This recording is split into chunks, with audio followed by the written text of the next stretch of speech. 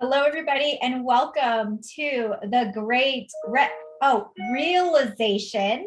This is an Upward event, and I am Candace Tubera, the Chief Program Officer here at Upward. And for all of you that may be new to Upward, I just want to send you a big welcome on behalf of our organization and all of our West Coast chapters. Thank you for being here, and I'm going to tell you a little bit about Upward. We are a 501c3 nonprofit organization, and we're the global network accelerating the advancement of executive women through the implementation of member and corporate programming to support diversity and inclusion in the workplace. We provide an environment where women have the opportunity to build relationships, to receive sponsorship, resources, and the necessary support to reach and succeed the highest level attainable in their career. We currently have over 8,000 members globally, 17 chapters and counting, and we develop member programming to assist our individual members to meet up, build up, and move up in their professional careers. And we design corporate diversity and inclusion programs to challenge the status quo for women's advancement to executive leadership. In 2019, we announced the launch of Upward Men to support the original mission and vision. If women are to make significant progress in career advancement, the relationship with and support of men is vitally important. The mission of Upward Men is to provide education, events, and partnership opportunities for men to be the change agents, advocates, allies, mentors, and sponsors in support of the advancement and development of women leaders in the workplace.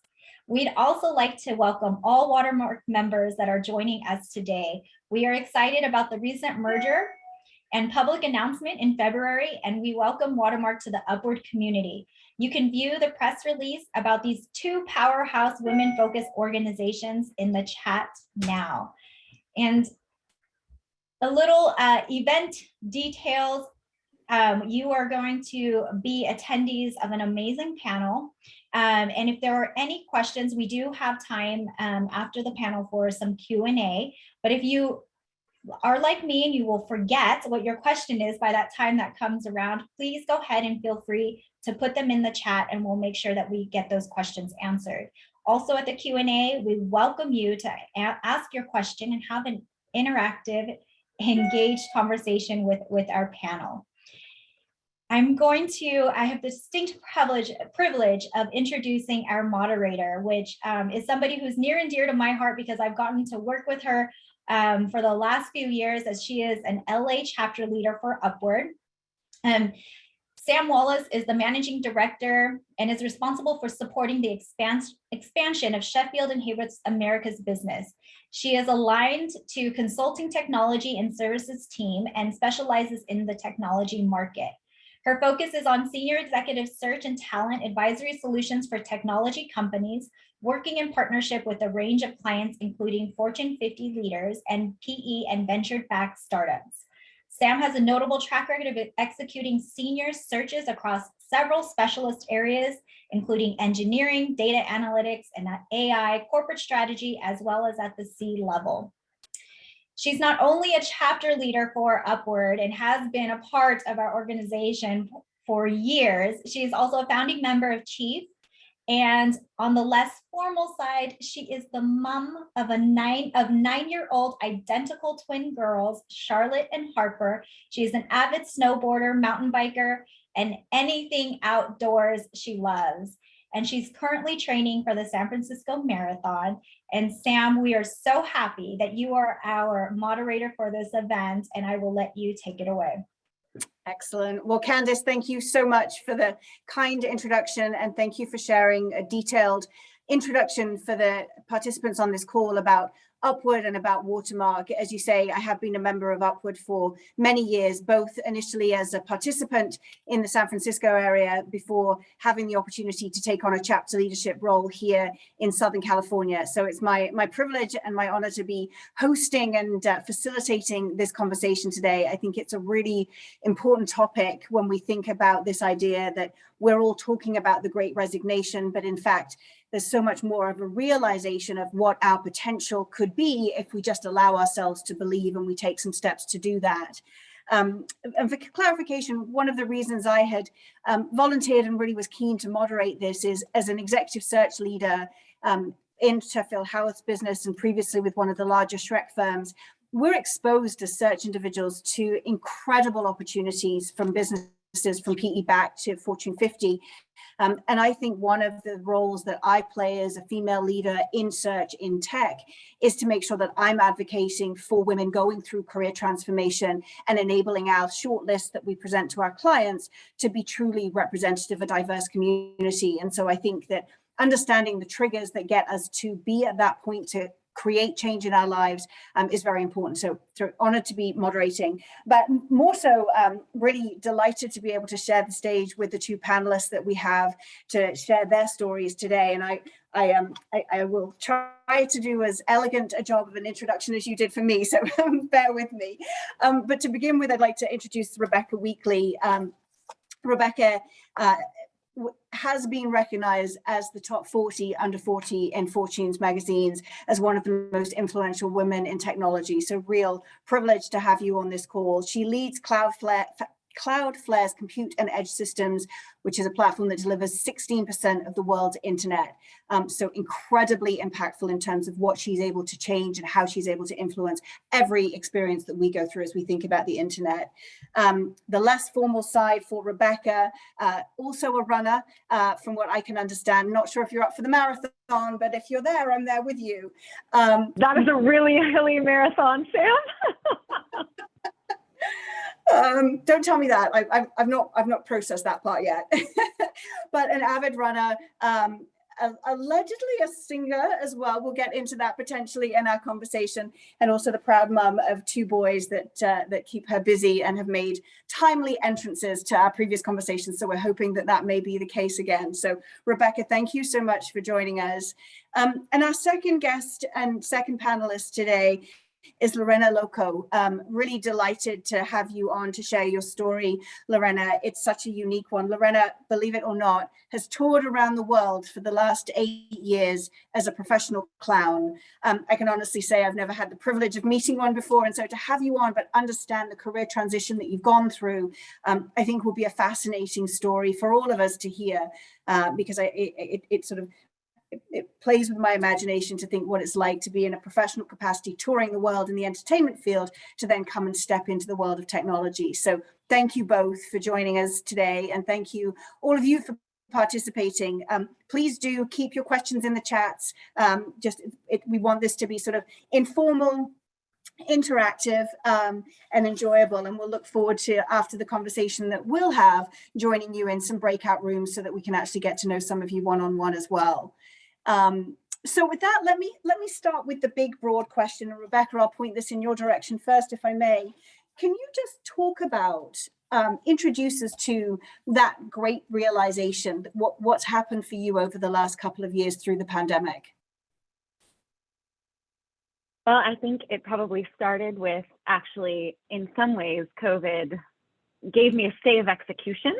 I was traveling so much for work and was really finding a tough balance between my kids, who at the time were just shy of 2 and 4, and my work life. And, you know, I was so excited at the time. I was running the hyperscale business at Intel, which involved hardware systems, absolutely, and planning for CPU capabilities as well as SSDs and other components within data center.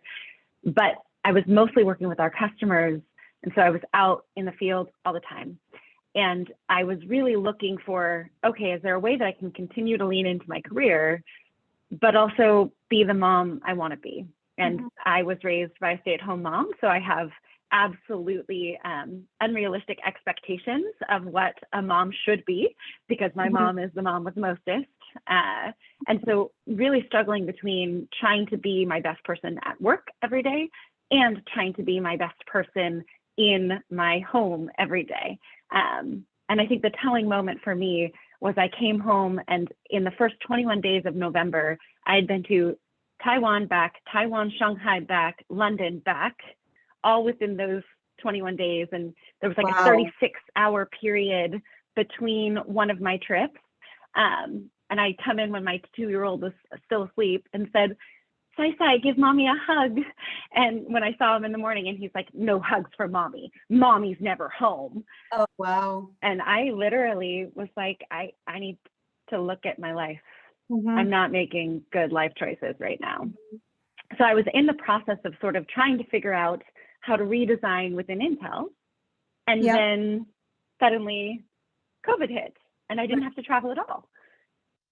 And that was kind of honestly amazing. I got to do my job and in fact, think through how to structure the team more effectively so that I wasn't working all hours of the day all the time, you know, because I just couldn't be with the China team all the time. I couldn't be with the European team all the time and still have any sort of a life. And it was expected. So it opened the doors to having that conversation of how do you balance things more effectively? What do you want to do? And for the vast majority of the time that I was, you know, dealing with COVID, it was honestly this opportunity to kind of take control of the career I loved and make it better. Yep. Then I think toward the end of this last 6 months, as we started coming out of COVID, I had this thought of, am I learning everything I want to learn? Am I moving forward in my career? Now my kids are on the brink of both being in school. And I've seen what we can do, and I've seen that I don't want to travel the way I was. That would have come back if I was still at Intel. And so it was this interesting opportunity to say, can I parlay the skills that I've created in this role into the next phase of learning? And where do I want to do that? And how do I want to do that? And so, you know, that really was this combination of what do I want in my life view that makes me happy with myself at the end of every day, plus what do I want to accomplish in work? And will I be on a path to continue learning, staying here where I am versus looking at something new? No, amazing. And so much more to unpack there, but I want to sort of get to Lorena's moment of transformation as well, because I know it's very different than yours. And I think seeing the two stories unfold side by side will be a really interesting part of this discussion. But Lorena, do you mind sort of sharing how you had that moment of realization, or what were the triggers for yours? Absolutely. So very different field, but I also traveled 52 weeks out of the year for 8 years. So I get the travel element of where you were coming from. So I spent my earlier part of my adult life planning for and working towards a career in entertainment, which has been my dream since as long as I can remember. And I achieved that and I attained it and I did it and I loved it. And I was actually, so I was living abroad in Japan, working on a circus there, and went through some major health issues, specifically that I got diagnosed with cancer while living in a foreign country. And while the medical care system there is amazing and wonderful, and in a lot of ways I was thankful to be there and go through that, it was really eye-opening for me to be so far from friends and family and really have no home base while going through something like that. And so that was really sort of my great realization, if you will, that like the career I was in was not like a sustainable path for me, and that I needed to find somewhere where I could be in one place, where I could be close to my friends and family, where I could like establish some roots. So when my contract was up in Japan, I did not renew. And when I came back to the US, I decided that I did not want to be in a career where I would be touring anymore.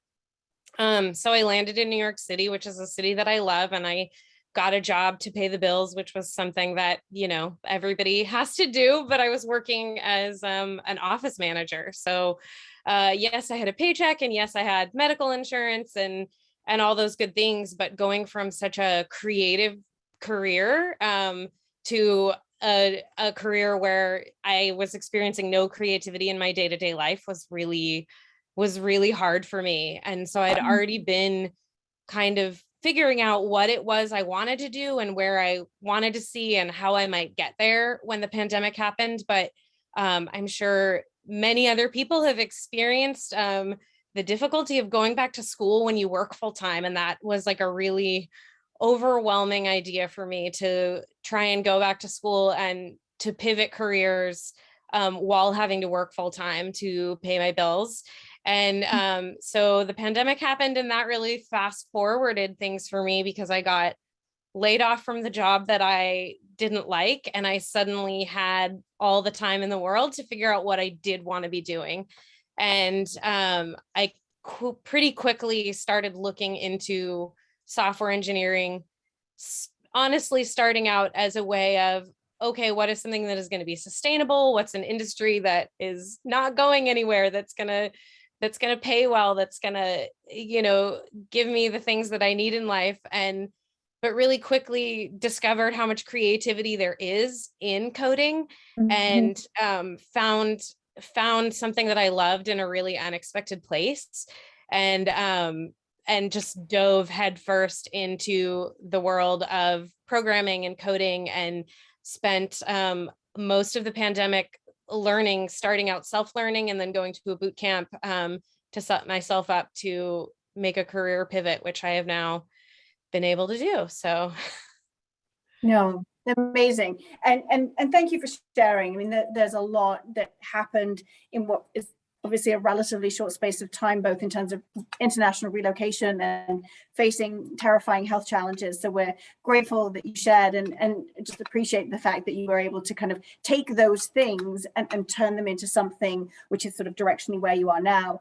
I'd love to come back to you, Lorena, just to sort of follow on that a little bit. So obviously you made the decision to study so that you could get into this industry. Can you talk a little bit about kind of what it took to be that brave, to take that deep breath and pursue that, not really knowing what the outcome might be, and whether there were any individuals or influences or resources that you leaned on to really enable you and help you take that step forward?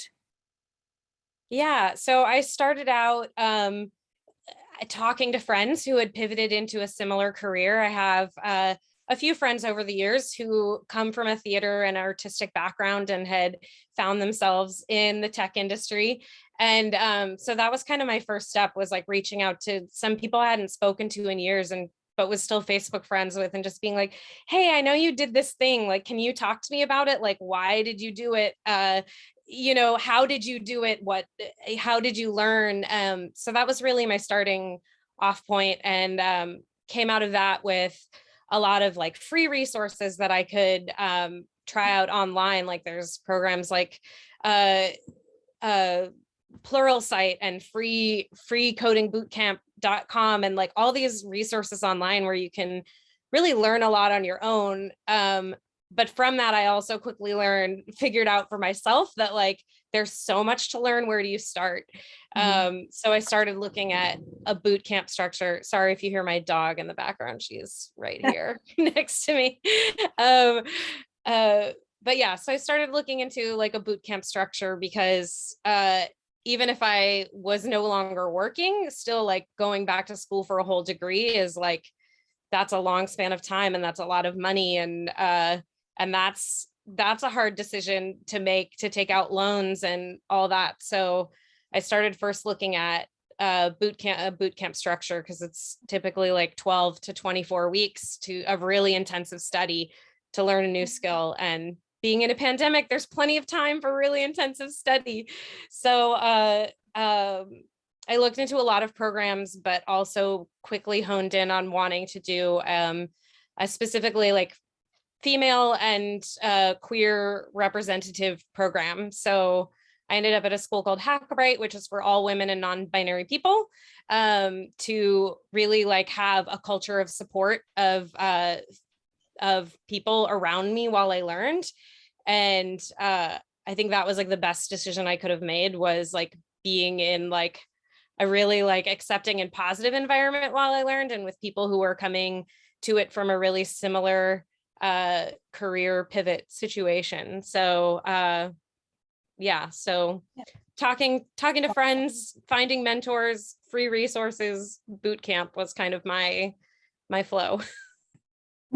Thank you. That's incredible, and amazing that you kind of found the right home sort of to do the study and to spend the time. And I do think it's commendable. You say there's plenty of time to study during the pandemic. I think there are a lot of people that had plenty of time to study and probably did not. So I think that that's very commendable to be able to actually stay focused on that. So thank you for sharing.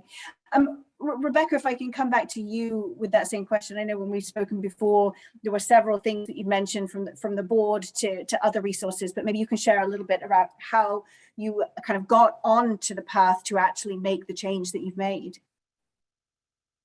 Yeah, I wasn't actively looking, as I mentioned, so it was kind of interesting how the journey happened. About a year and a half ago, I joined the board of OCP, the Open Compute Project, and about a year ago was elected their chairperson. And that process, I think, really, and we could have a whole conversation. Mithiraf actually just did a fantastic session on diversity in boards and what that sort of change from a regulatory perspective is doing to invite more women's voices, expand your view of the world, and also make you, a more interesting potential candidate coming into new jobs and opportunities. So that was a nonprofit board, not a publicly traded company board, which is easier to get on, by the way, than a publicly traded company. I'm sure that's not surprising. But by doing that, what that actually enables you to do is expand your contacts, expand the different, entities you will be able to access, and all of them would love help. So plenty of industry standards bodies that are looking for assistance. And I think it is a great way to expose you to others. So I actually did that. And then, and it is one of those extra jobs, to Lorena's point of extra study in the middle of all of this stuff while you're also, I'm sure, homeschooling children and doing all the other assistance of other humans in your life. So time, the only non-renewable resource, but if you find some to invest in an extra job, you will also find doing board work is incredibly rewarding and very good for your career. So I started working with OCP, and it was actually during that process and through that process that this company, Cloudflare, that I'm at now, reached out to me. And it was a very interesting outreach. It was very much in the zone of, we see you work with hyperscalers. We know you work with OCP, where we set the standards for systems across the world. We'd love to kind of pick your brain, buy you lunch, and just understand more about what you've observed, what best practices are as we up our game. And at the very end of that meeting, they were like, you seem really passionate about this. Have you thought about doing this at a place like Cloudflare? And I was like, completely verklempt. I had no idea how to respond. I was like, I'm a hardware nerd. I work at hardware companies, semiconductors, EDA, like hardware. They're like, no, we are too. And you're going to be great here. So I think when you put yourself out there, the kind of key lesson is when you put yourself out there and actually have these discussions and up the dialogue that is associated with you and your brand, you have these opportunities that can come to you that may not be what you would have thought the next version of your life would be. But, I found myself doing some internal meditation, which I often do, Sam, while running, because I can't stand still to save my life. So, that was where I picked up some books. I looked at Design Your Life, which is a fantastic book. I highly recommend. I already put the link in the chat window, but we can also probably find a shorter link than the one I put in there, where I was just kind of walking through, what would I want to be next? What is the next thing I want to learn? And from a computer architecture perspective, we're at such an interesting time. And Lorena spoke beautifully about sort of coming to tech and the creativity of tech. I very much feel like from a hardware perspective, we are at this new era where the standard methodologies that we've used to scale computing, whether it's Dennard scaling or Moore's law, or name your favorite flavor of fun people who've written a PhD paper on such topics, you'll find they are, those methodologies are running out of steam. And so we have to start looking at the joint optimization of software and hardware together, and where companies like Cloudflare that run such a plethora of workloads across the internet, because we run such a large portion of the world's internet traffic, we have this opportunity to look for unique alternate architectures to improve everybody's access, to improve everybody's efficiency. And I just got excited about that mission. was like, whoa, I can learn more, I can do more, and I get to lead this team as they make it better for mom and pop shops to not get DDoS attacked. Like, yeah, let's go do that. Let's go make the world a better place for the internet. That's amazing. Thank you.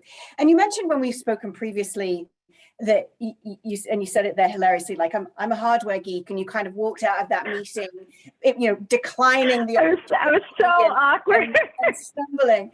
I guess a couple of follow-up questions for you there that I'd love you to dig into, if you would. One is, if you had known it was an interview, would you have prepared differently?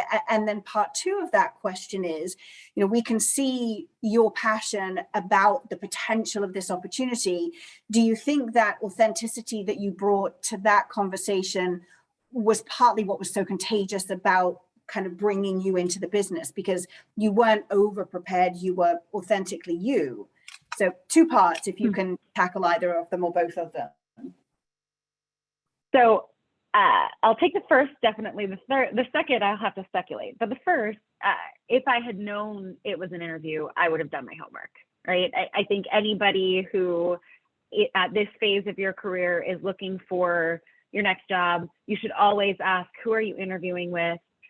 Get a little feedback from the recruiter if the recruiter will give it to you directly. If not, go look them up on LinkedIn. LinkedIn is better than most people's resumes. See what they're commenting on, look at what they're actually saying in the world, and get a vibe for them. And then I always want to think of one or two questions, like step back. If you had 30 minutes with this person who runs all of product for this company, what matters to you to get out of this conversation? Because you're interviewing them too. And I think often there's a pivot in your career where you have to stop thinking like, I just have to get it. I just have to get it. I just have to get it. And you need to think about, do I actually want it? The last thing you want to do is put a whole company through a ton of interviews and then say, yeah, I'm actually not really interested in you. Like, it should be obvious in your interview process if this is something you're passionate about. So I would hope, if I did my homework, that authenticity would have come through no matter what, because I wouldn't have taken that interview cycle if I wasn't pretty darn sure I could at least envision myself there. That being said, I probably wouldn't have taken that interview, Sam. That's the problem, is that I would have looked at it and said, but you run WAF and DDoS and CDN services, and I'm a hardware geek. Like, I really do read all sorts of fun things about like nature and quantum computing and how we can actually, this is what I get up in the morning to think about. So would I have ruled myself out? If not, I don't know. But it definitely put us in a very different conversation than any kind of recruiting conversation I've had historically. And I think it probably took that to get me out of the job I was in, because I loved my team so much and the company so much. Yeah. It's interesting you say that, because in my world in executive search, we're always looking for passive candidates, right? Anybody that 9 times out of 10, the candidates that we engage are people who are not actively looking. And our role as search executives is to present something, to understand what would be compelling first, to determine whether the role that we have is compelling, and then present it and introduce it in a way which is objectively, this could be a career transition and transformation for you. But it is difficult sometimes to think about that when you're deeply entrenched in the role that you're doing. So potentially the fact that the travel was coming back a little bit, to your point about what you were thinking about, that was also an influential piece of that. No, thank you for that.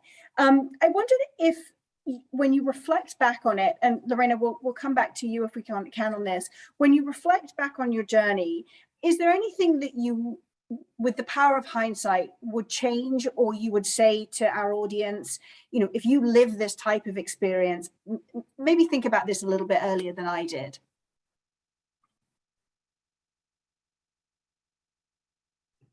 Am I going first? Yes, sorry, that was to you. Okay. Things I would do differently. I think the big thing I would have done differently, if I could have, would have been initially when I left entertainment, I would have tried to take more time to figure out what I actually wanted to be doing, because then I maybe could have found this career that I now love faster. I did have money in savings. I was in a situation where I could have taken a little time and really figured out what I wanted to be doing with my life when I decided I wanted to pivot in the first place. But as a person who has like always worked and never not had something lined up before I left the previous thing, because leaving something is scary if you don't know what you're going to do next. Like I could have taken that time. I had enough money in savings that I could have, not survived forever, but I could have survived for a little while. But that was so scary to me that I had a job lined up before I even left Japan. And I started that job, a week and a half after I got back to the United States from Japan, because the idea of not knowing what came next was scarier than maybe having something that I didn't like. And in retrospect, if I had taken that time, I maybe would have discovered what I wanted to be doing sooner. Yeah. No, that's good advice. Rebecca, any similar reflections from you? On this process, I think I probably spent more time debating and discussing and unpicking my readiness. So I started this process. They reached out to me in September, and it took me almost half a year before I really took the leap into the job. Maybe that's a fine timeline, but it was this combination of, I generally prefer to think through, okay, I'm ready to make a change. Here's what I'm looking for in the process, and then run a process. Really think through a couple of different companies that are types of companies I would like to explore, have a detailed analysis of sort of what they're looking for, when, why, how, and then make the leap. And instead, because this one found me, I didn't really run a thorough process, but I did run a paper process, which was useful for me. I tend to do an external interview once a year, no matter what. I just want to keep those skills fresh and think through things no matter what. And it kind of helps you re-interview your current job of just, okay, is this what I want? Because if this is sounding exciting, what is sounding exciting about this? Okay. And then you can work with your own management in your current job to see if you can improve the things that were appealing to you about that other role. So I always take it as a best practice. So what I did was I got on a spreadsheet and I looked at every job I had interviewed for over the previous 5-6 years in this kind of ad hoc fashion against this one, and tried to kind of grade it on things I was interested in and my current job, of just growth opportunities, management experiences, ability to be influential in changing something, learning, all the different areas. And there are great books out there, disc profiles and strengths finders and lots of different things to help you get kind of clear on what makes you happy in a job. But finding those, judging those, and then sort of walking through it, looking at the numbers and saying, okay, I think I really am ready to take this step, even though I didn't run a full process, even though I love what I'm doing and I love my team, and it's really hard to imagine leaving them. So it's little, that would be the difference, is I think I agonized so much because I wasn't ready, and I had to do a lot of sort of soul searching to really feel confident in my selection in ways I don't particularly like to do normally. Right. Interesting. Here's a question. Do you think men approach job assessments that way? I think they should. I think most should. I think most humans, a lot of people get excited by the big shiny, like this sort of platonic ideal of what they're going to do, what it's going to be.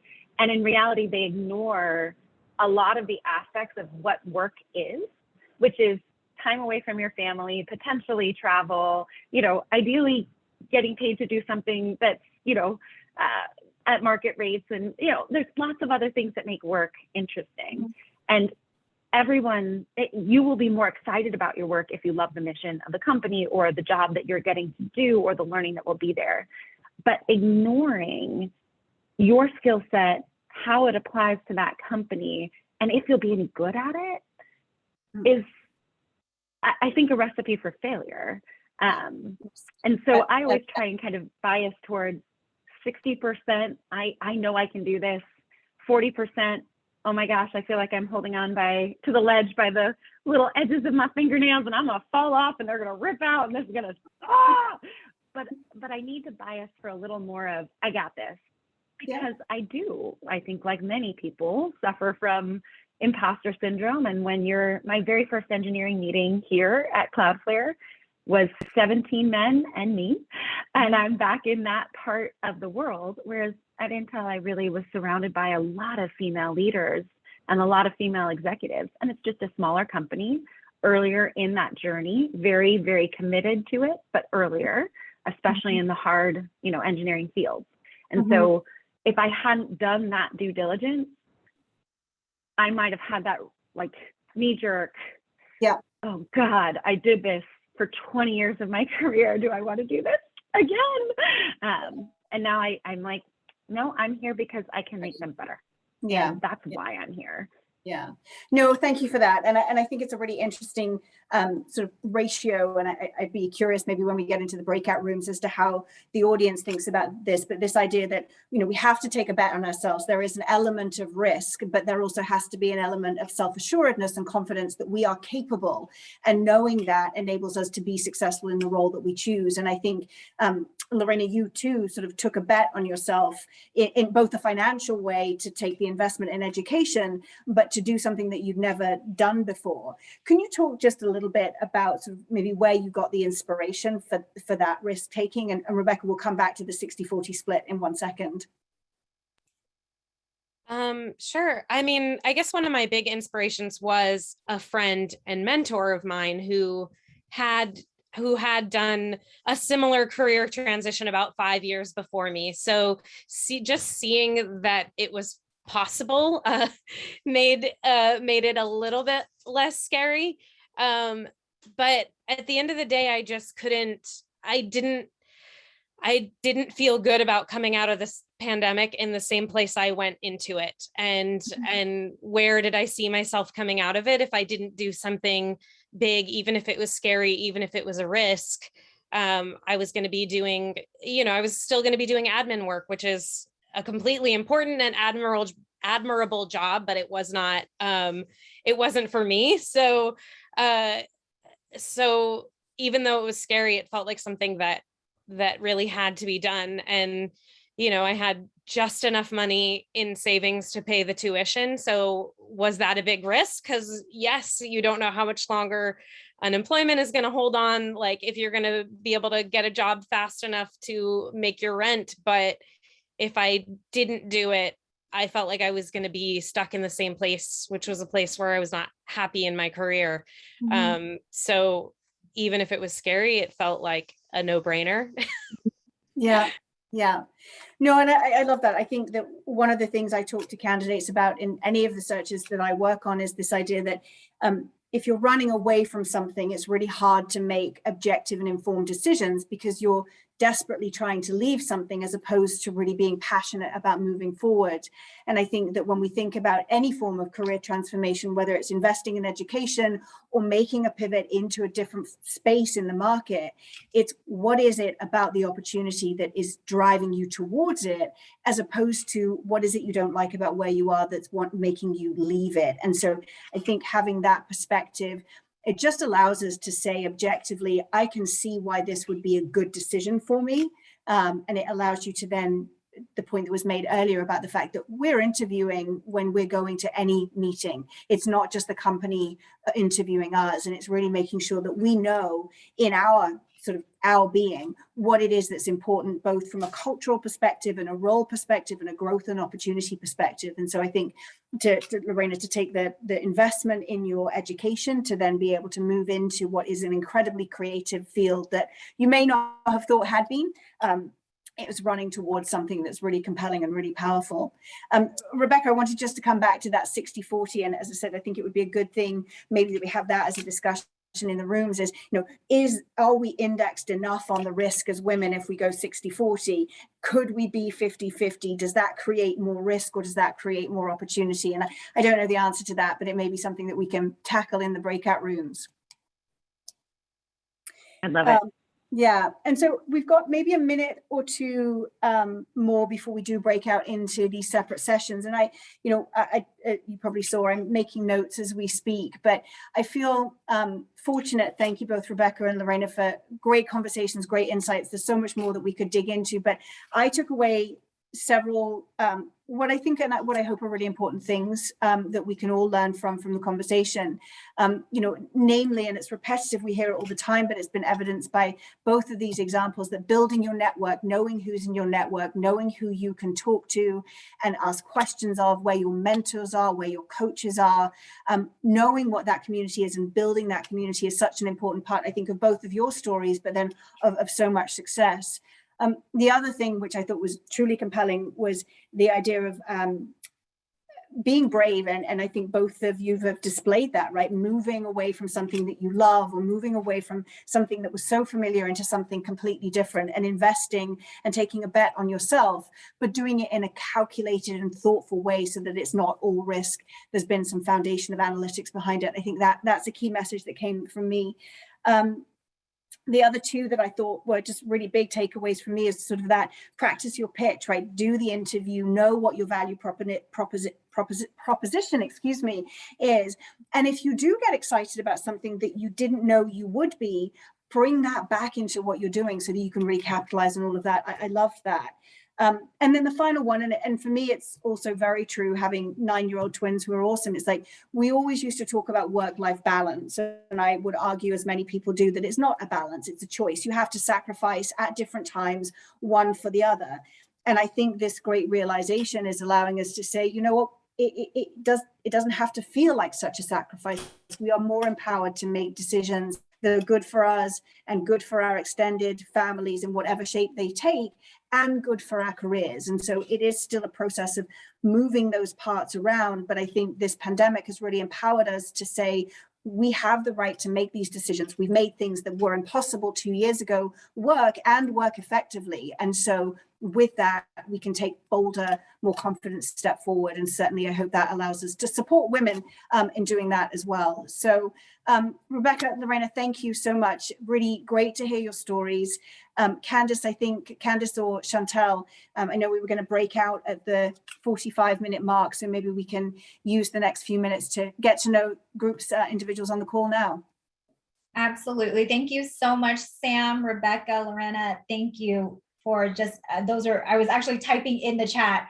I was like, such great points and such a great summary of like all the nuggets that we pulled out from this conversation. And you're absolutely right.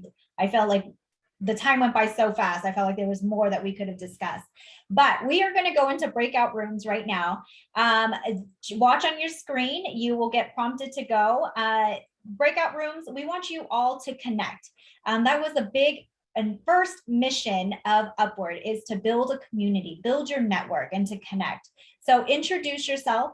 And then also, if there is an ask, I told, as we were getting prepped for this call, I said, it might not be us or individually that knows the answer, but I guarantee you we can help find the answer through our network. So prepare for an ask. And also, what is your give? If there's something that you want to offer, whether it be professionally or personally, you might be like, I have this hidden talent of I'm a great travel agent and I can help book you the best destinations.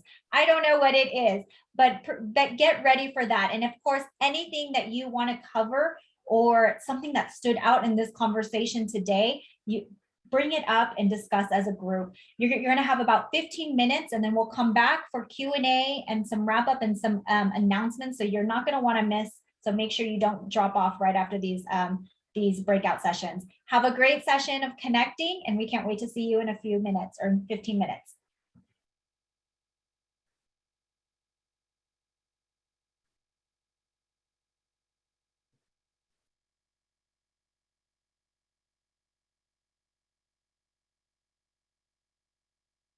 appreciate, oh, I was just gonna say, we appreciate these forums, right? Because it sort of forces us to stop and be present in this moment with women that we may not otherwise have the opportunity to meet and spend time with. So we're glad to be able to participate in them and share stories and ideas. I would just say in the breakout room that I was in, Shinjini is going to be facilitating a session on the Great Resignation, but in fact, her pivot is from VMware. I don't want to steal your thunder. You can tell the story, but her pivot is really thinking about how do we stop attrition as opposed to how do we attract more. So stop that Great Resignation, like particularly in the younger community. So I think really interesting. There's so many layers to this conversation, whether it's at an executive level, or whether it's entry level, that we're all, if we're conscious of, we can be intentional about how we react and how we think about it.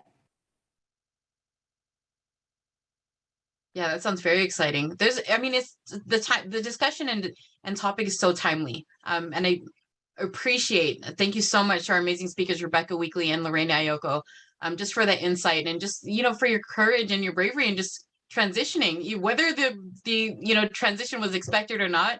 Such great stories, a lot of great feedback and how to kind of tackle those, positions in our career whether we're pivoting to a completely different arena from entertainment to technology or what have you. It's just amazing. I know that is very inspiring, not just for me, but for everyone in attendance. Our moderator, Sam Wallace, again, beautiful job.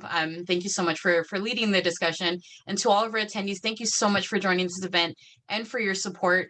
Your feedback is incredibly important to us, and we would love to hear what you all have to share so that we may continue to improve your experience at all of our Upward events, and would appreciate if you take a moment. It's really quick, couple of minutes to complete our survey. Avery, who is our Director of Programming here at Upward, is going to drop the link into the chat. Just also wanted to share that Upward does offer corporate programs to attract more diverse women to your organization, create allies for women's advancement in the workplace, and create a community of support inside of your organization. It's no secret that increasing diversity increases a pipeline of talent, retains, sustains, and promotes existing talent while building a community of diverse and inclusive leaders. Avery will also drop the link for more information about our corporate programs, or if you have questions, you can also simply email us at info@upwardwomen.org.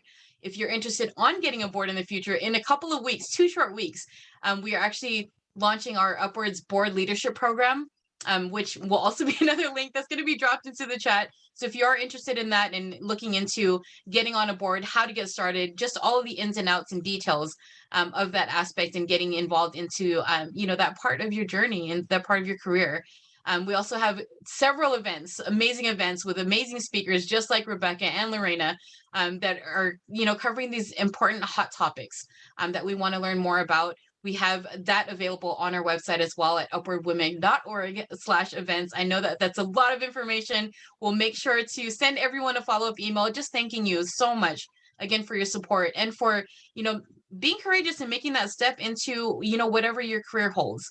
But thank you so much for spending an hour and 15 minutes with us, hour and 10 minutes with us, and hope that you found value within this event and found inspiration within, the sharing of the stories from Rebecca and Lorena as well. Have a wonderful afternoon and have a great day. We'll look forward to seeing you at the next Upward event. Awesome. Thanks, everyone. Wonderful. Thank you. Bye. Thank you.